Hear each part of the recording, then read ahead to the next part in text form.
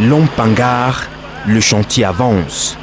Ici, les eaux du fleuve Lom s'écoulent effectivement par les tunnels de dérivation provisoires construits à cet effet. C'est l'une des étapes cruciales pour la suite des travaux de construction de ce barrage hydroélectrique qu'on vient ici de franchir. L'eau a été sortie de son lit initial pour être dérivée dans cette bâtisse. C'est l'une des victoires que les membres de l'Assemblée générale des actionnaires et du conseil d'administration de EDC sont venus témoigner.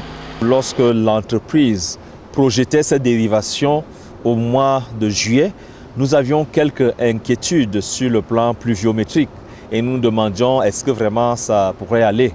Mais agréablement, nous avons été surpris que cela soit fait une dizaine de jours, n'est-ce pas, avant le timing qui avait été fixé. L'ouvrage de dérivation s'élève à 12 mètres de la base du fleuve. Tel que ce dernier s'écoule à cet endroit, on est à 13 km à vol d'oiseau de la Sanaga et à 4 km de la confluence des deux fleuves Lom et Pangar. Cet ouvrage de dérivation provisoire a pour finalité de permettre la construction du barrage hors d'eau par le basculement du fleuve d'une rive à l'autre.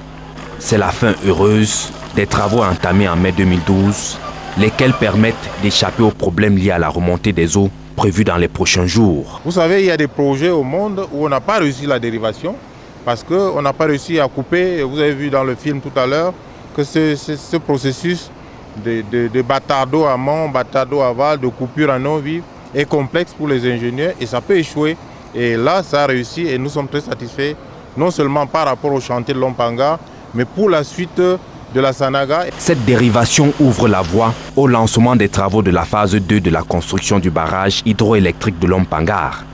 Cette phase concerne le traitement de la fondation du barrage, la réalisation proprement dite du massif central du dit barrage, l'installation des équipements hydromécaniques et la construction des digues latérales en remblai.